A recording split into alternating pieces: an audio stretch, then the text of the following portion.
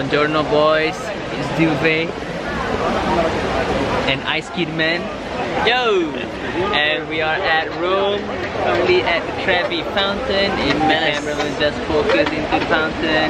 So this fountain was made in the 18th century by a guy named Nicola Salvi. But he's not in Assassin's Creed, so I don't know anything about him. It's very pretty. We have two horses. A guy with a horse, a guy with a horse, a guy with no shirt, two ladies left and right, and then the palace at the back. So it is estimated that about 3,000 euros are thrown into the fountain just like this. I don't know why people do it, but that's what people do. 3,000 euros. All in there.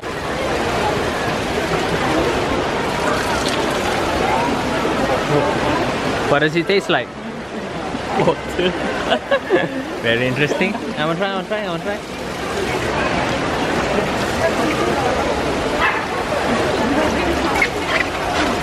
Oh, jangan mati. We are at the Pantheon. Pantheon, I'm gonna say Pantheon. Pantheon. At the Pantheon right now. But first of all, I just want to say it's 37 freaking degrees Celsius. But the water at every fountain you could find is so nice and cool. I don't know how it's so nice and cool when it's so hot outside. But yeah, this is a Pantheon. It used to be, Buckingham Palace. Buckingham Palace. Grazie. Grazie is the only word I know. But yeah, the Pantheon is It's a church. it was a Greek temple. It was a Greek temple and then became a church. Okay, let's ask this local boy from Florence. Are you from Florence? I'm from Naples. Naples. You're visiting The Roma. Pantheon was built around 112 AD. Okay. It was a Greek temple. Okay. It was converted to a church around 600 AD. Okay. Up till now. So it's the most well-preserved Roman temple because it is used until today. I see. So you know this on the top of your head? No, on the screen of my phone. Oh, I see. It actually looks quite nice when you look at it. And this is a thing I call a tiang with a nice fountain. This is what the temple looks like up close. It says Magripa Costertiv Meg. Apparently we can't go inside today because you need reservations on a weekend.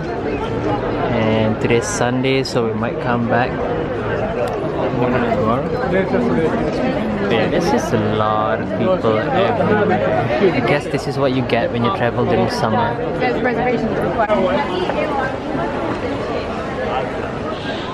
This, ladies and gentlemen, is the Piazza. Let me ask my tour guide. What's the name of this piazza again? It's Piazza Navona. Piazza Navona? The Nice. significance of it, I don't know. Apparently this place was always meant to be a public space with theatres, markets, exhibitions, and you can tell just from how much space there is. There's a lot of space to do anything that you want to do in a space like this.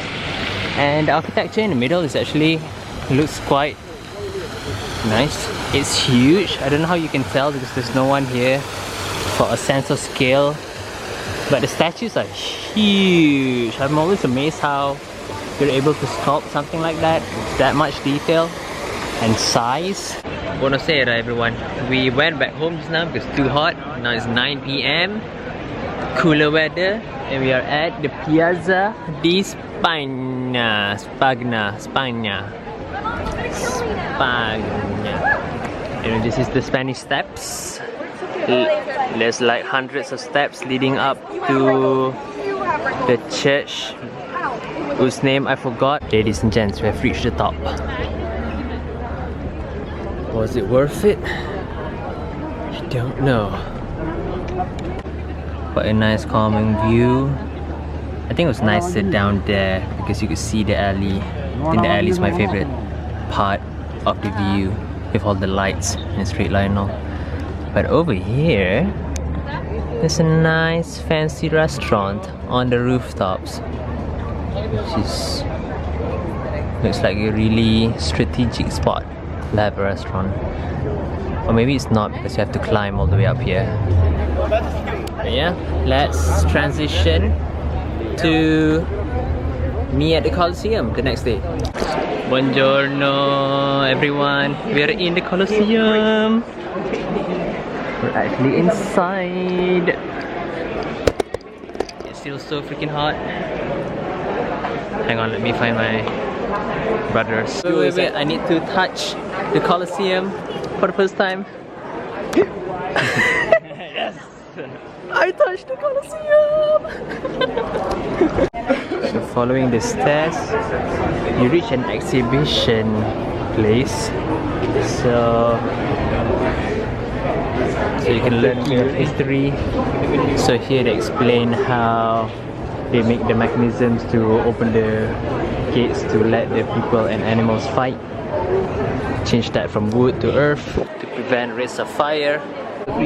Very cool hierarchy. Seats are free, but the elite get to sit close to the stadium, and let's say less elite get to see up above. So this would be the view. Watching people fight for entertainment. This is what people did before Netflix, boys and girls. Watch people kill each other. This is the view from the low class society. Oh, okay, low class society. If you're rich, you'll probably be sitting closer. The emperor. That's probably the emperor spot. Very best view. Best view in the stadium. If you're poor, you're probably up there somewhere. So, wow. Look at this view, ladies and gents. Do not mind this view at all. So that part, that's the underground part. It's hidden from spectators. That's where they have all the mechanisms to lift the animals, open the gates, and all that. At least, I think that's what the info thing says. But yeah, it's still hot, but I don't mind it being hot if the place is this pretty. I think the cool thing about being here is that this place is 2,000 freaking years old. In Malaysia, I think the oldest thing that I know is a Formosa, and that was made in the 16th century or 17th century. So it's not that old for one thing, and then it's almost completely destroyed. But this place is 2,000 years old, and you still have most of the structure. I think that's what I like about exploring Rome, studying history. You can still see it, it's still mostly intact. This place is cool.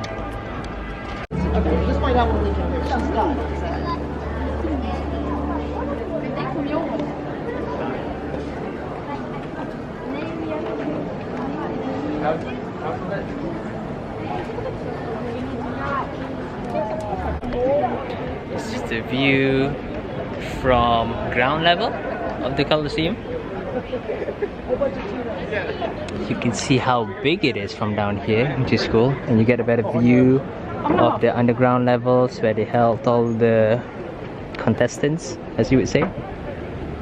I'm not quite sure where the mechanisms are or where the gates are, but yeah, ground level, still so bloody hot. I love this place. I'm gonna touch the Colosseum one last time. Ciao! Long line. For what? To fill up them water bottles.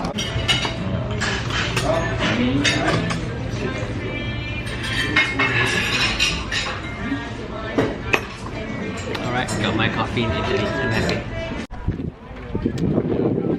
The Roman Forum, the city center of ancient Rome, where government buildings, marketplaces,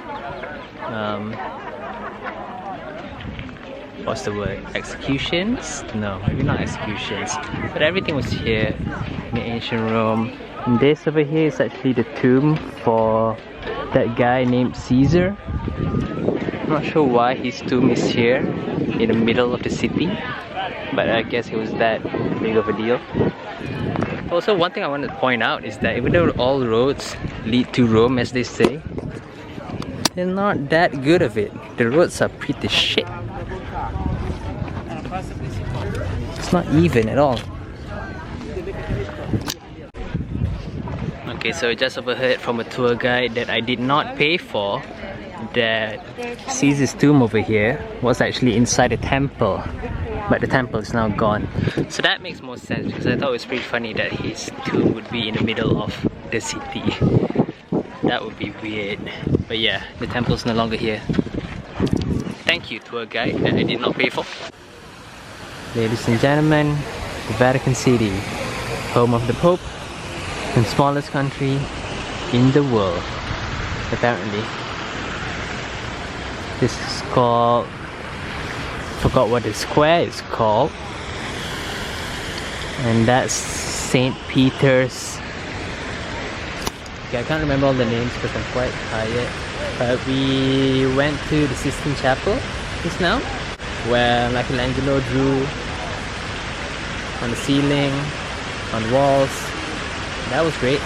We actually paid for a tour, unlike previously where we just listened to other paid tour guides. We actually paid for this tour guide because it would have been really confusing just looking at all these old paintings without any context. So that was fun.